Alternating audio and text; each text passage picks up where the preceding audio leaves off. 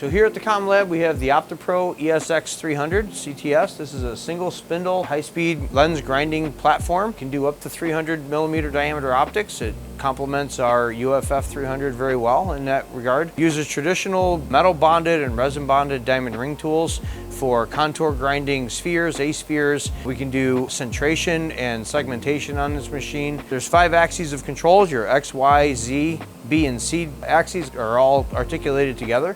So we can lock the C axis if we wanted to do any sort of segmentation, make something that's not round. We have the ability to bring in data from metrology tools such as a contact or non-contact profilometer. We can also bring in contact CMM data for toolpath correction for things like toroids and more complex freeform type shapes.